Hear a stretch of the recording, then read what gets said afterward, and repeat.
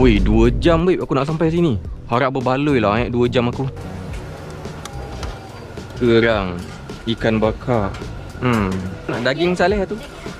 Itik salai satu. Siput sedut. Ush, banyak. Okey, terima kasih. Talam mana talam? Okey. Senyum. Ini berapa? Oh, kailan. Boleh kailan. Okey, terima kasih. Nak telur itik boleh ke? And then tahu bergedil pun. Bolehlah semua satu-satu. Terima kasih. Jangan ada yang tackle aku banyak ni. Okey, ada tumpah sikit lah tapi tilapia. Boleh lah tilapia. Kerang, boleh lah kerang. Terima kasih. Ni sate kambing Surabaya bang. Makan dengan apa? Kicap. Oh, okey. Tu style Surabaya lah. Boleh lah bang, satu set. Okey, terima kasih. Ulam campur sama belacan. Boleh juga. Yang sampai hijau ni makan dengan apa? Boleh juga. Better lagi ni lah. Okey, terima kasih. Dah lah ni, cukup lah Dah lah makan seorang je. Macam-macam lauk yang ada kat sini, nanti aku makan sampai habis. Aku cuba.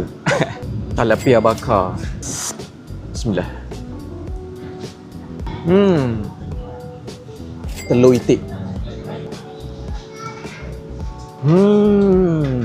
Sedap tak?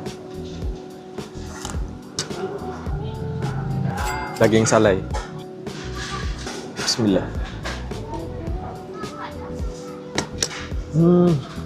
Wow, rasa smoky tu ada. Daging berlembut, disalai dengan baik lah. Aku rasa dia pakai ni lah, almari dia ni, dengan kayu-kayu yang ada kat sini. Ni salai itik. Sedap gila. One more.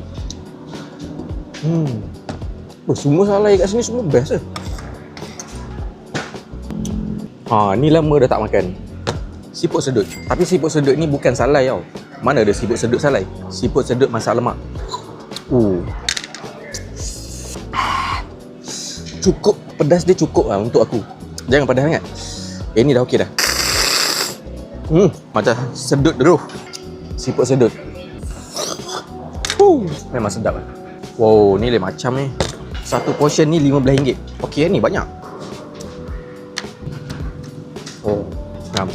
Masa aku datang tadi, aku terkejut lah sebab aku ingatkan aku salah tempat. Sebab dekat ceruk kampung mana dah. Aku fikir macam tak mungkin lah orang nak datang sini kan, sebab jauh sangat. 2 jam aku datang sini. Kali datang, sinilah dia. Tempat dia dekat tepi jalan je. Lepas tu ada rela lah jaga kat depan ni. Parking semua mesti ada punya lah. Pandailah dia buat kerja dia.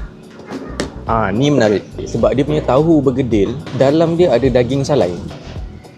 Bismillah. Dalam dia penuh.